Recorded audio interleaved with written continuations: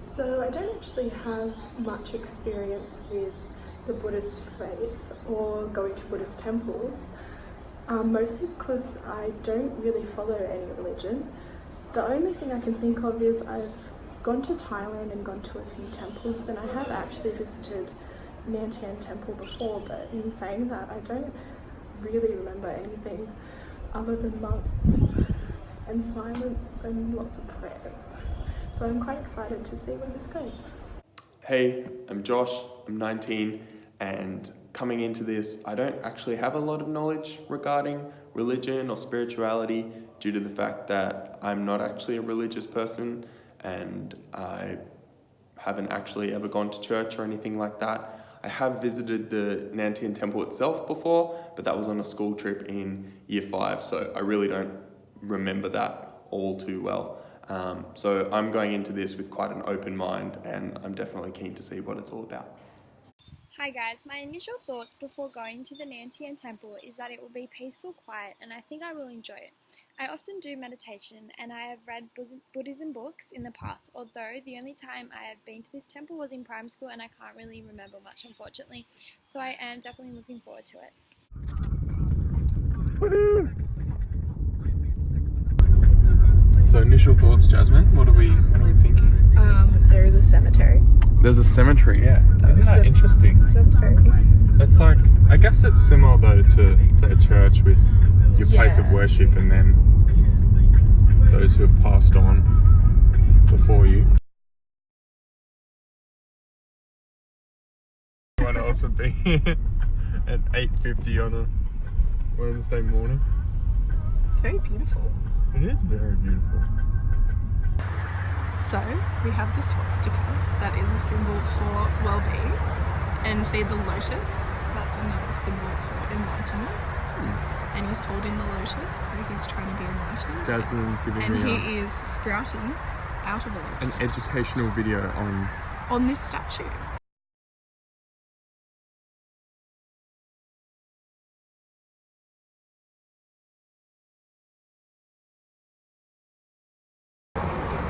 So I just knelt and said a prayer, and this is my answer. Something about Western.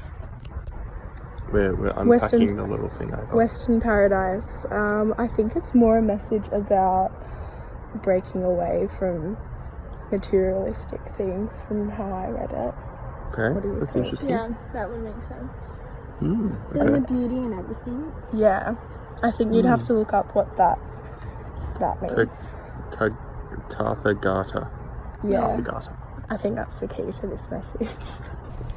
I did a similar one in Thailand where you there's like a box and you draw a straw out of it, and then it has a number on it, and you have to go to that number on the wall and get that message, and it tells you like what's going to happen in the next 5 years, and mine was divorce. Oh wow. And I was like, I'm not even married. Got little love hearts and wrote a wish and tied it to some of the trees around, Yeah. and then they stay there. Oh, that's cute. Yeah, and you I like walk that. through and you see everyone else's love hearts and their wishes. Oh, that's nice. Yeah.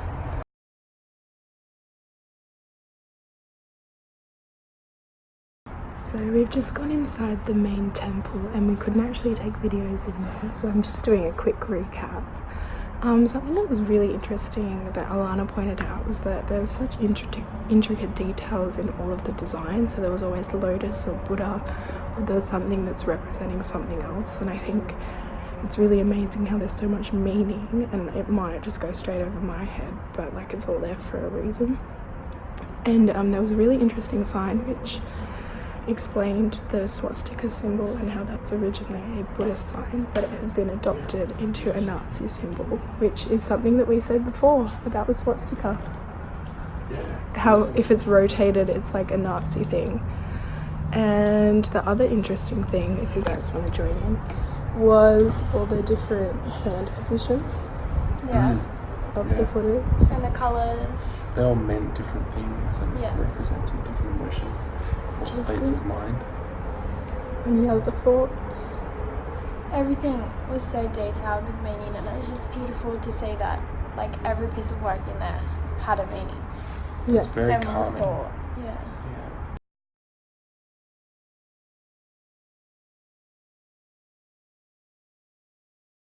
Yeah. So we've just gone into another temple where they've asked us to burn some incense, and I did it, but I'm not exactly sure why. So I think that's something that I'm going to look up, because it seems like a very spiritual thing to do, and I'm sure there's a meaning behind it, but we weren't exactly told what.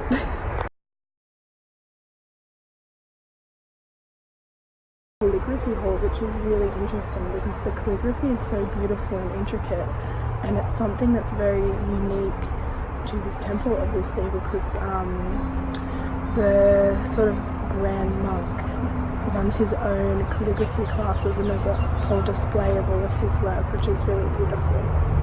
Here we are at the Nantian Temple, walking up the steps. I'm joined with Jasmine and Alana, and we're going to get in, we're going to have a look around, and we're going to talk about our experiences as we go. So let's get into it. Yo!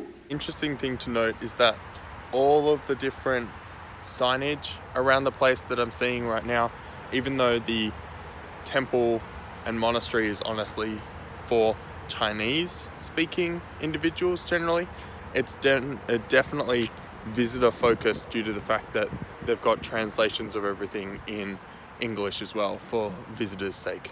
Immediately I'm struck by just the beauty of the actual temple itself. It's a really, really nice, really peaceful, really tranquil place that really makes you forget just how close to the freeway the temple actually is, and how it's just simply 12 minutes out of the bustling city of Wollongong.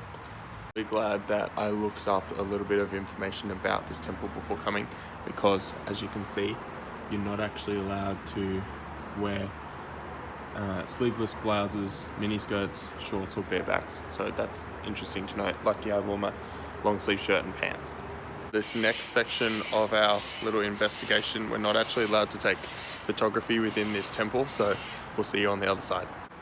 I've just gotten out of the temple where I wasn't able to take any photography, but within I actually did a little prayer where I knelt down and I said a little wish, and then I made a donation to the gods, to Buddha, and was able to take a little bit of paper to basically answer or fulfill whichever wish I had.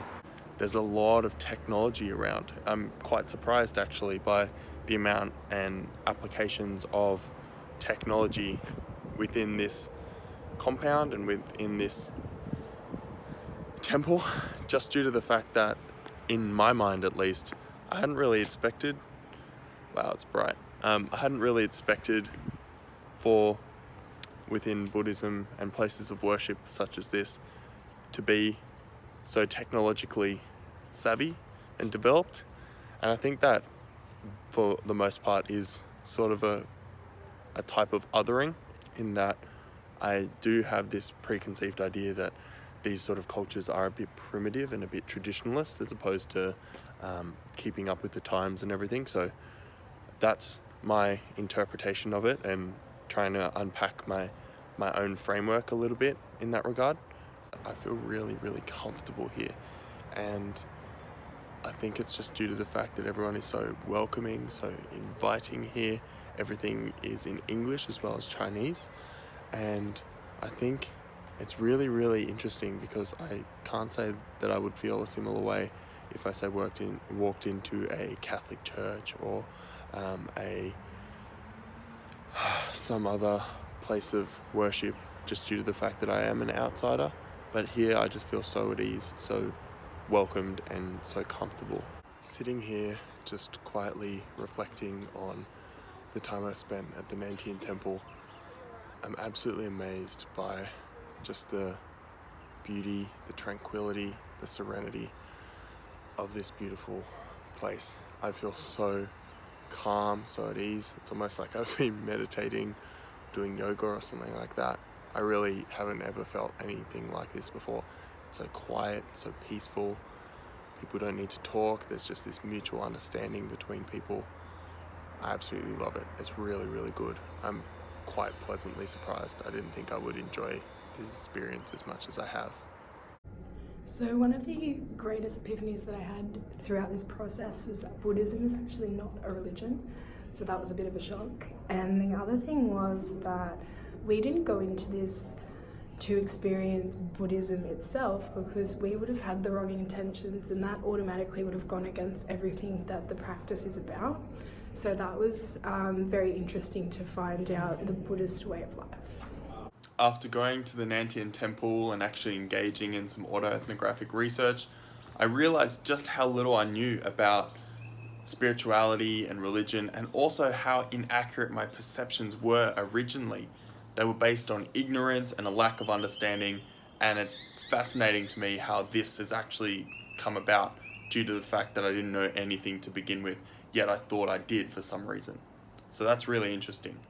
I really enjoyed my visit to the temple. It was so beautiful and everything had such amazing meaning. There was nothing that didn't have a meaning, which made it even more special. So this interested me to look into the actual objectives of the Fogong Shan, sorry I pronounced that wrong, and what it actually is and what we're here to see and what we're here to visit and the objectives. So I looked into this further.